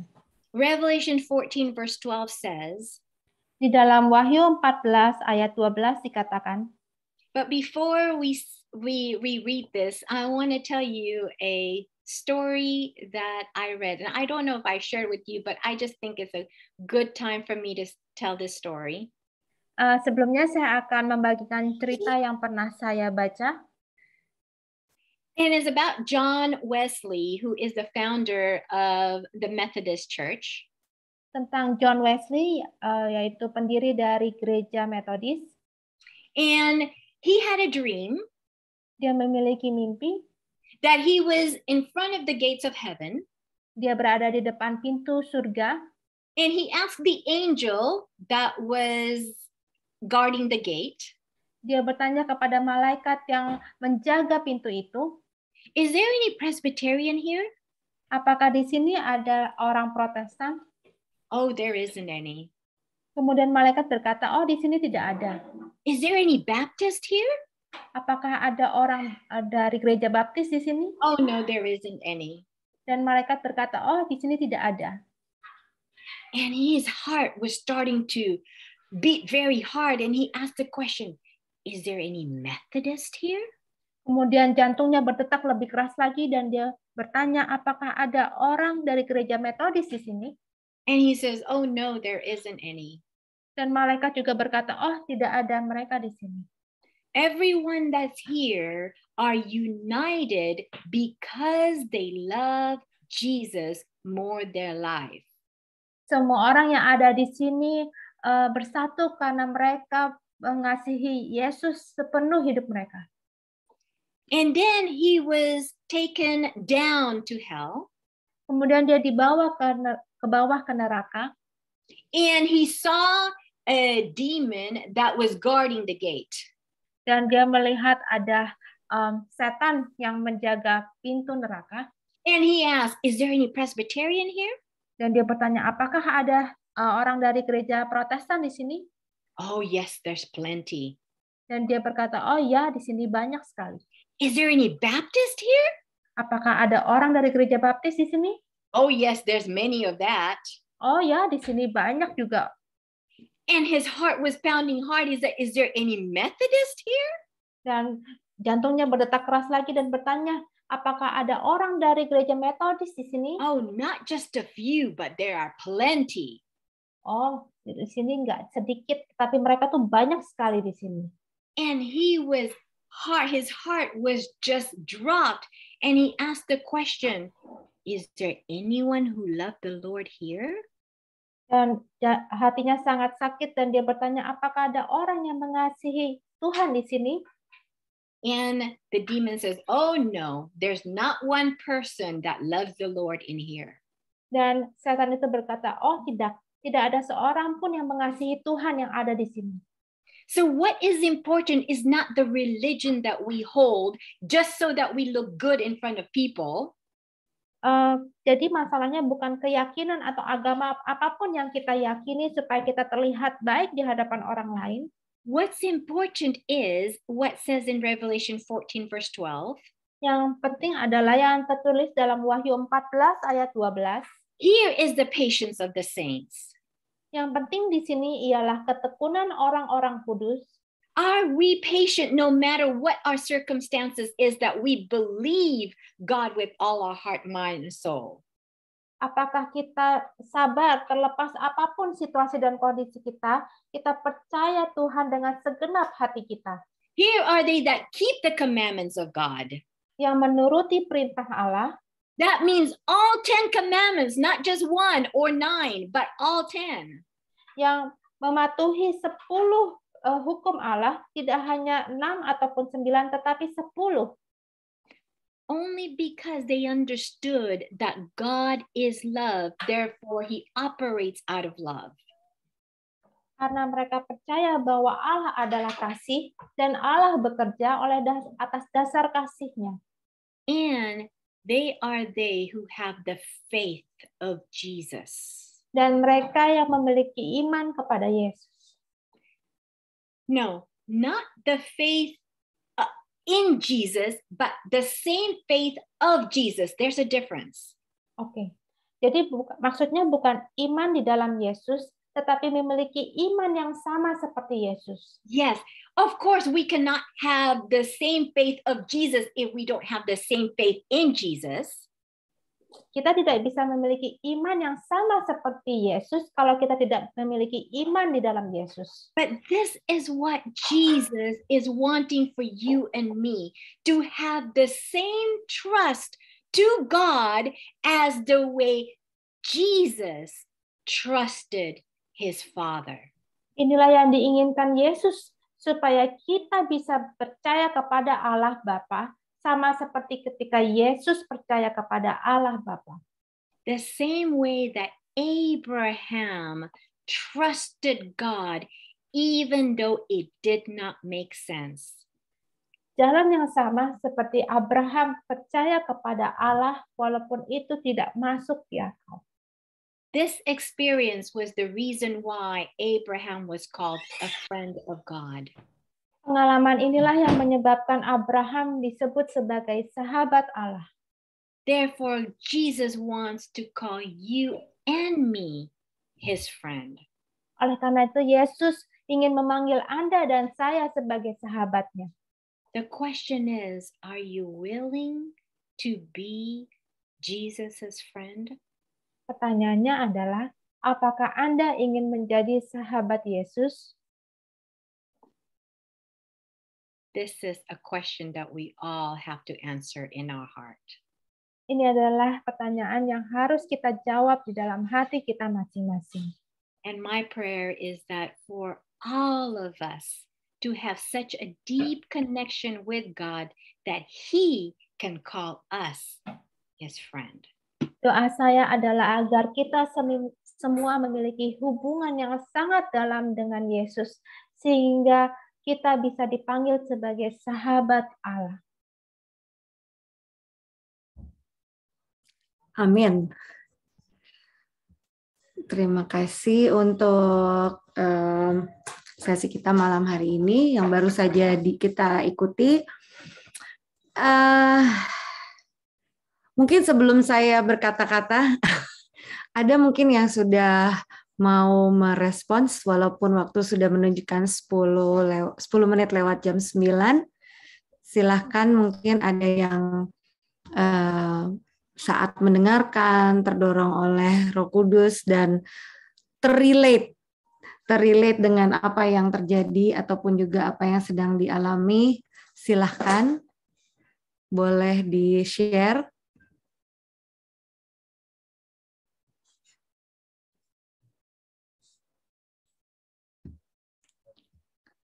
Sambil menunggu, kalau begitu saya belum lihat ada yang open mic. Di level ini sungguh amat intimate ya, sangat intim. Bagaimana pertumbuhan iman kita itu benar-benar dia itu kasih, karena kedekatan kita pribadi kepada Tuhan itu unik melalui perjalanan pertumbuhan iman. Untuk itu memang kita tidak pernah boleh untuk menghakimi ya Airin ya. Jadi saya tadi sambil mendengar saya berpikir gitu. Oke, Wahyu 14 ayat 12. Lalu kalau Yesus itu adalah kasih, Yesus itu adalah sahabat kita, maukah kita menjadi sahabatnya? Yaitu tadi dikatakan kalau di bahasa Indonesia memang iman kepada Yesus, Airin, di Wahyu 14 ayat 12. Namun memang kalau kita baca di KJV itu the faith of Jesus. Jadi sama seperti judul kita, grow into atau into apa namanya yang tadi growing up to atau growing in, itu berbeda dengan into ya. Jadi kita memang topik ini adalah memiliki imannya Yesus, kita bertumbuh seperti Yesus. Gitu ya, bukan di dalam Yesus saja, bukan iman kepada Yesus saja. Gitu. Jadi semoga dengan 9 kali pertemuan ini kita juga lebih bisa membedakan. Dan itulah sebenarnya yang kalau kita mundur balik pada saat penciptaan ya Airin ya, bahwa kita diciptakan serupa dengan gambar Allah. Jadi bukan benar-benar seperti dia gitu. Ya image-nya dia. Jadi yang kita di dunia ini terus belajar adalah supaya kita juga memiliki imannya Yesus dan juga supaya kita seperti Kristus. Nah, pertanyaannya adalah apa sih aplikasi dari mengasihi Yesus gitu ya. Tadi Airin sudah merelatekan dengan Wahyu 14 ayat 12 adalah orang-orang yang keep the commandments ya. Jadi yang melakukan, keep itu bukan hanya menjaga tapi memang menghidupkan, dan bukan hanya 9 ataupun juga 8, dan ini commandments berarti perintah, bukan opsi, bukan suggestions ya. Jadi bukan untuk kita pilih. Dan jadi aplikasinya apa ya? Oh, love. Dan jelas di sini adalah hukum nomor 1 ataupun perintah nomor 1 sampai 4 itu adalah untuk kita masing-masing individu mengasihi Allah kita, Sang Pencipta kita. Ya, jadi nomor 1 sampai 4 dan nomor 5 sampai 10 adalah mengasihi sesama. Jadi memang nanti mungkin kita akan deeper ya. Kita mohon doa juga gitu ya, bahwa bagaimana sih kita mengaplikasikannya ini gitu loh Airin di dalam kehidupan kita sehari-hari gitu. Jadi growing into ini istilahnya kita sudah mungkin mendapatkan gambaran ya, level kita itu ada di mana ya, tapi kita tahu makin hari kita ingin menjadi sahabatnya Sang Pencipta kita, Yesus Kristus ya.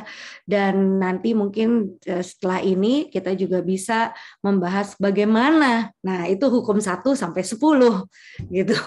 Ya, dan ternyata untuk saya pribadi gitu, tadinya aduh ini perintah 1 sampai 10 kok kayaknya apa ya gitu. Tapi setelah dipelajari lebih dalam dan lebih dalam lagi, maka kita makin oh iya ya, bahwa He is love, dan sebenarnya perintah ini adalah karena Dia mengasihi kita, gitu. Ya, jadi seperti mungkin juga tadi Abraham dan Lot ya, dia melakukan itu karena dia takut kepada Tuhan, dan dia juga melakukannya kepada Lot. Dia memberikan pilihan itu terlebih dulu kepada Lot ya, Irene. Namun ada satu hal juga yang saya pikirkan tadi, pada saat Abraham memberikan pilihan kepada Lot untuk memilih gitu ya, apakah sebagai orang yang lebih tua, apalagi juga ini kan masih family related ya, biasanya orang yang lebih tua itu akan menasehati, akan bilang hati-hati ya gitu. Tapi ini enggak sama sekali loh Irene.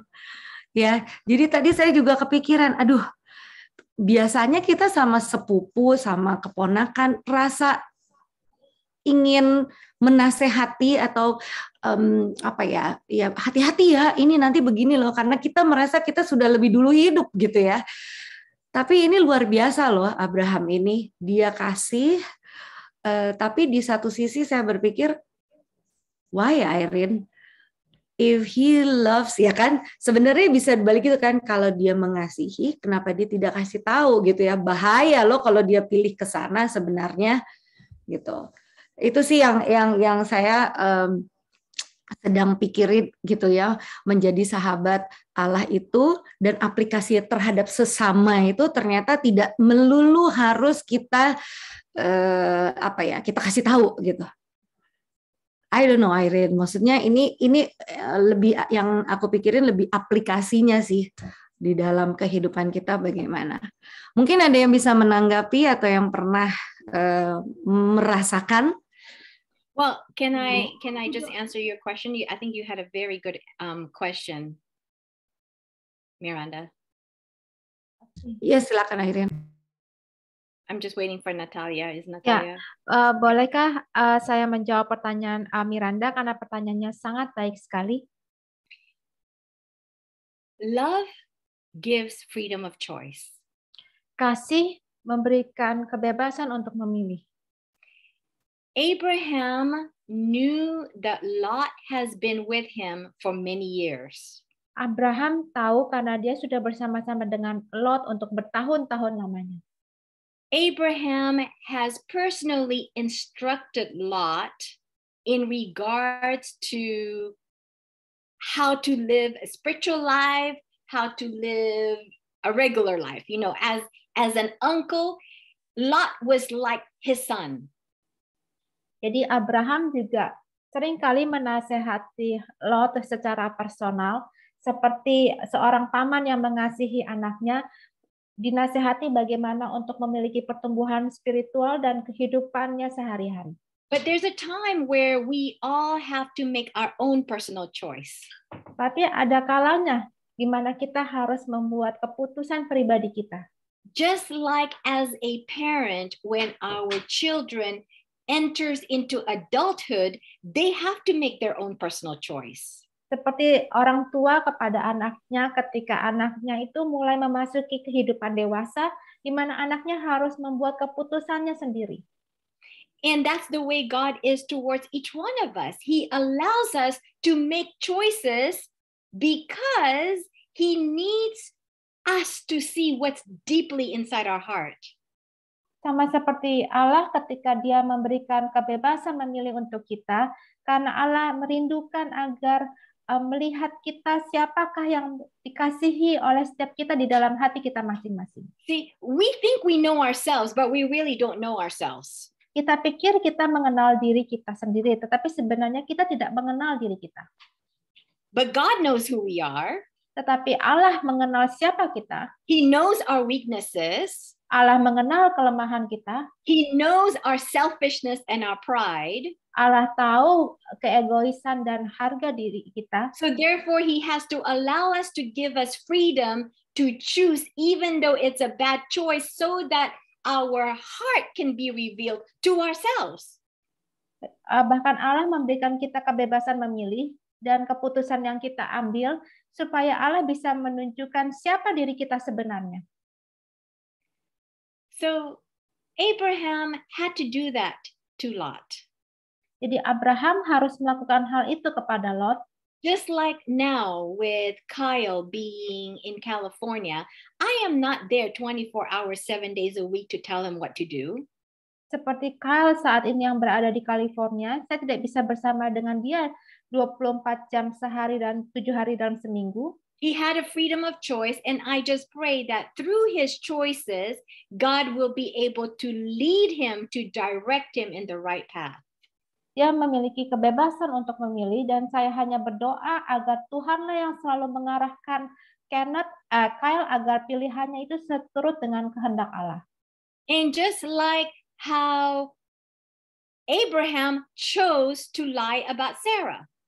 Seperti Abraham memilih berbohong tentang Sarah. God did not say, Abraham, stop doing that. But God allowed Abraham to do that, and he saw the consequences of it. Allah tidak berkata kepada Abraham, berhenti, jangan melakukan kebohongan ini, tetapi Allah membolehkan Abraham untuk melakukan ini supaya Abraham tahu konsekuensi yang akan terjadi. So love gives freedom of choice, and that is what Abraham revealed to Lot. Kasih itu memberikan kebebasan untuk memilih, dan itulah yang dilakukan Abraham untuk Lot. And sometimes, unfortunately, we choose wrong because of our own selfishness and pride. Dan terkadang kita memilih yang salah karena kebanggaan dan juga mungkin keegoisan kita. But God never forsake us even though we choose what is wrong. Tetapi Allah tidak pernah meninggalkan kita walaupun kita pernah memilih hal yang salah. Amin. Tidak mudah ya. Mungkin yang saya lagi pikir, kadang kita juga mungkin sebagai orang tua atau sebagai seorang kakak atau kadang merasa sudah lebih dulu tahu gitu ya. Ternyata love itu juga kita harus kalau balik di yang awal tadi Irene share adalah mengenai Abraham, dikatakan Abraham, the friend of God, set us a worthy example, his way a life of prayer. Jadi power of choice itu didampingi dengan berjalan seiring dengan life of prayer kita. Itu yang saya dapati pada malam hari ini. Mungkin kalau masih ada yang ingin menanggapi, saya beri. Boleh dong. Boleh, silakan Tante. Halo. Kak Mei. Oh, Kak Mei, silahkan, kirain Tante Kiki suaranya. Oke. Selamat malam semua. Malam. Sebenarnya saya pikir pelajaran malam ini itulah inti dari kita beriman kepada Tuhan ya. Artinya tentang hubungan.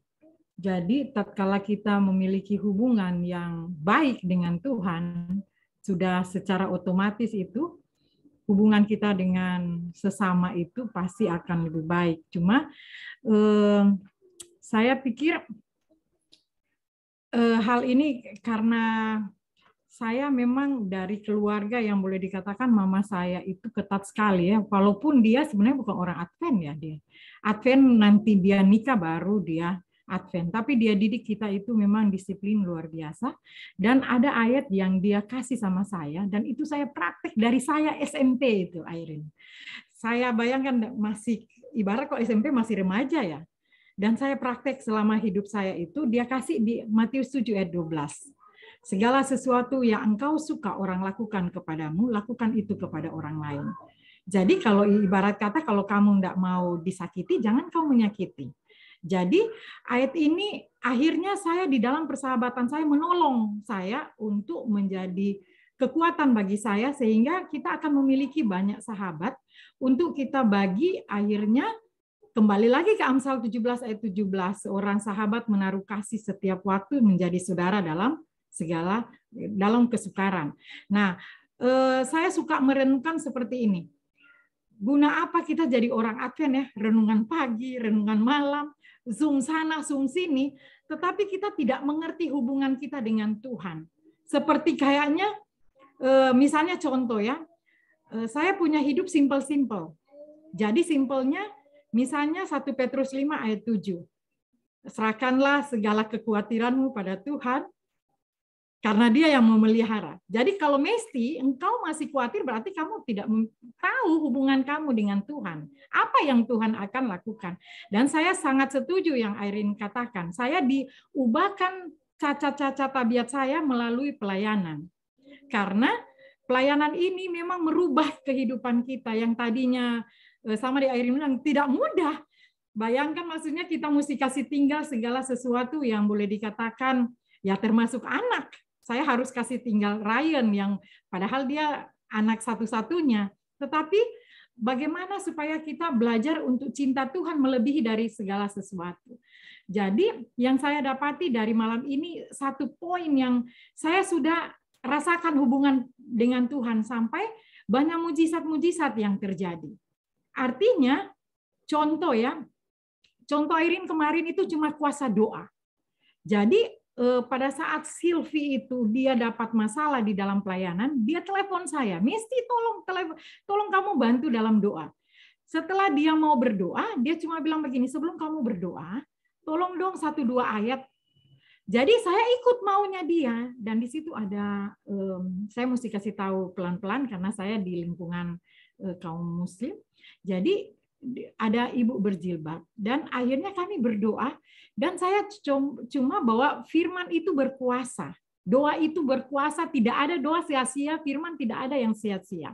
Tatkala sementara saya kasih sebut dia pendek cuma Yohanes 14 ayat 6. Akulah jalan kebangkitan dan hidup, tidak ada seorang pun datang kepada Bapa kalau tidak melalui aku. Dan hanya Yeremia 17 ayat 7. Diberkatilah orang yang mengandalkan Tuhan, menaruh harapan pada Tuhan. Pada saat ayat itu ibu ini sebut, kita kunci dengan doa. Pada saat ibu ini berdoa, tiba-tiba ibu ini kerasukan. Kerasukan, Selfie ketakutan. Mesti bagaimana ini? Saya bilang, Selfie, cuma sebut Tuhan Yesus tolong. Cuma itu yang disebut. Dan Tuhan Yesus bikin mujizat luar biasa. Ibu ini sudah berapa lama Selfie layani. Tetapi tatkala firman, kuasa dan cinta kita kepada ibu ini, akhirnya ibu ini mengaku bahwa dia memang orang tua kasih pegangan. Kalau Manado bilang opo-opo ya. Kalau di sini nggak tahu ya. Dia susut ya. Kalau susuk ya. Tetapi yang intinya setelah itu ibu ini 1 jam kemudian dia ambil keputusan, akhirnya yang keras kepala dia boleh mengambil keputusan untuk dibaptis. Jadi bukan soal dia mau dibaptis, tetapi bagaimana kita tidak ada hal lain selain kita berteriak kepada Tuhan itu. Nah, kenapa misalnya saya suka merenungkan buat apa kita sampai kalau di sekarang ini sudah menuju 10:30. Terus saya nggak dapat apa-apa daripada apa yang misalnya Irene kasih ini ke saya. Apa yang poin yang saya dapati supaya itu merubah iman saya itu sama seperti Abraham. Yang boleh dikatakan memang betul-betul dia susah dan senang, dia tidak pernah memikirkan dirinya sendiri. Dia selalu mau menyenangkan Tuhan. Dan salah satu yang saya senang sekali malam ini Irene kasih bahwa tatkala kita ambil keputusan menurut Tuhan, satu surga, semua malaikat surga loh, bersukacita dan sangat senang sekali. Itu membuat saya, wow, ini adalah boleh dikatakan kecil, praktis, tetapi ini membuat Tuhan Yesus, malaikat surga yang selama ini mendukung kita ini berbahagia. Dan tentunya kita tahu bersama, kita tidak akan pernah kuat, tidak pernah mampu, selain ada power, kuasa Roh Kudus yang akan menolong kita, yang kita memang minta terus-menerus. Tadi kan Irene juga singgung kan bahwa setan itu bekerja siang dan malam. Tidak kalau Efesus 3 ya 27 dia bilang, jangan beri kesempatan pada iblis. Tetapi kan kita juga sadar bahwa kita hidup banyak kelemahan, banyak berhala-berhala yang harus tadi sudah disinggung Irene, berhala keluarga lah, berhala harta lah, berhala pekerjaan. Kita disibukkan dengan segala sesuatu. Tetapi kalau tadi yang Irene bilang, hubungan kita dengan Tuhan kita number one di atas segala number, akhirnya kita dapat itu hadiah. kita akan singkirkan yang lain-lain. Karena kita memiliki hubungan power.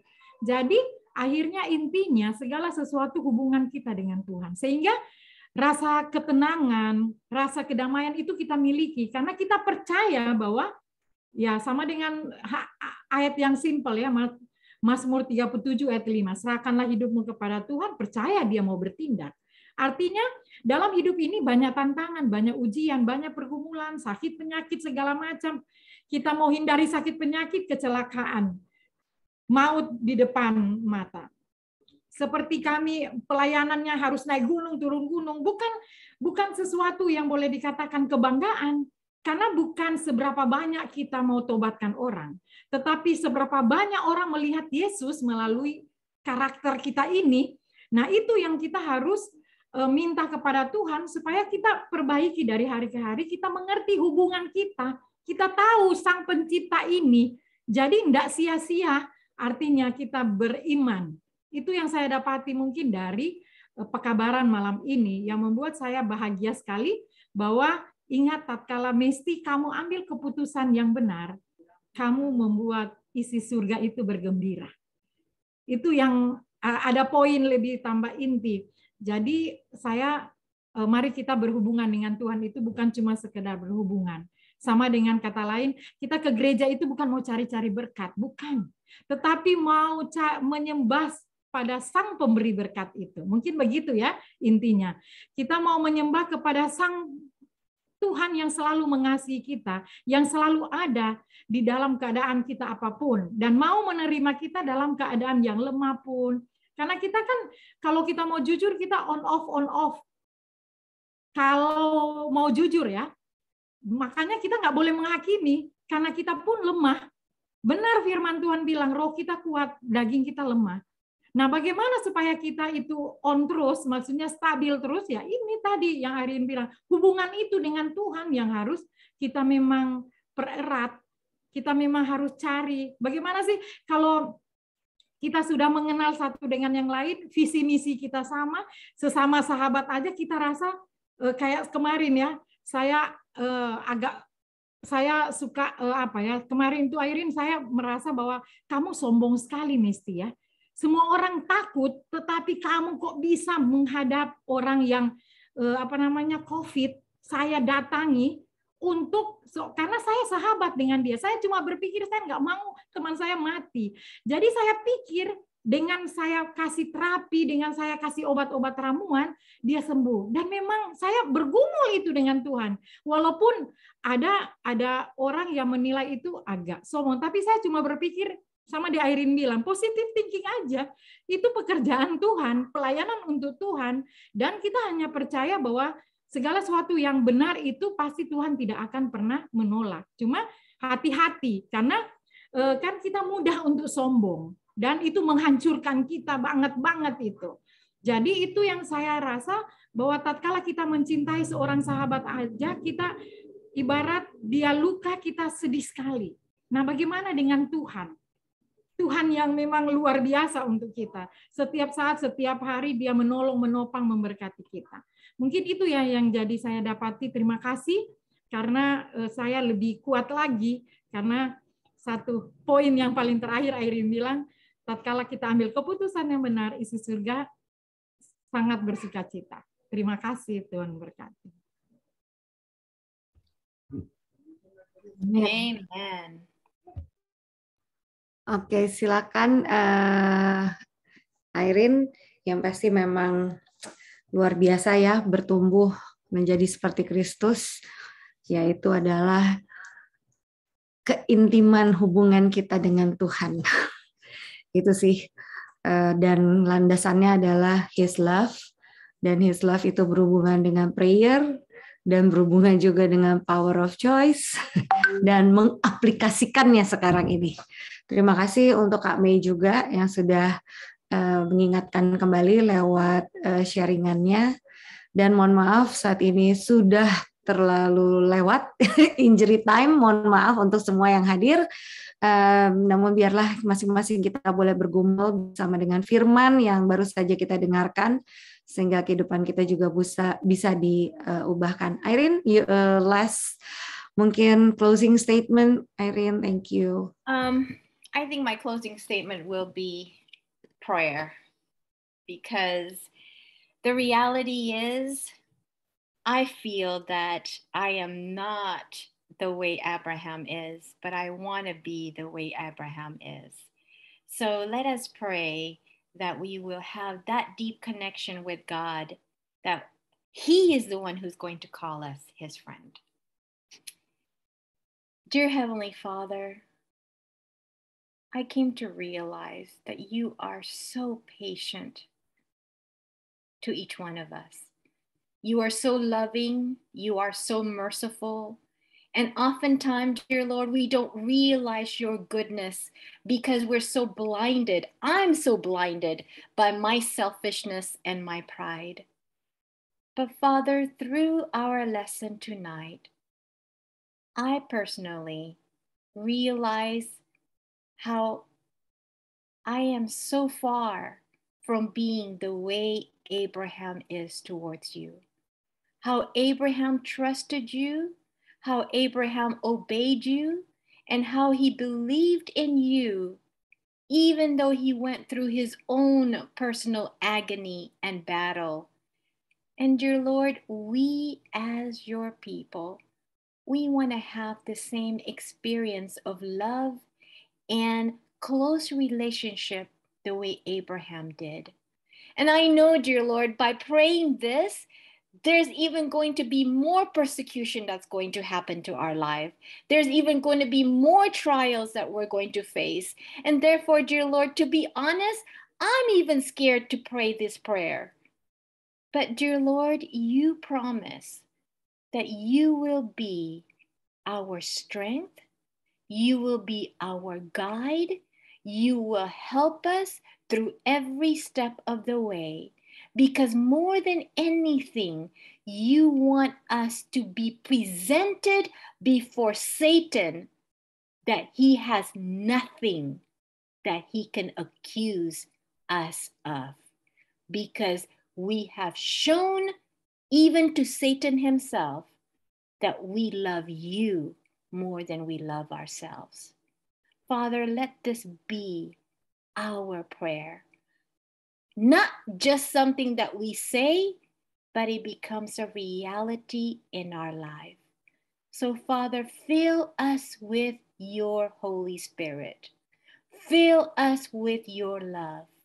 Fill us with Jesus, so that we will have the same love for you, the way Jesus loves you, and the same faith that Jesus had his faith on you. This is our prayer. Father, please accept our prayer, not because of who we are, but because of who you are, a loving, merciful God.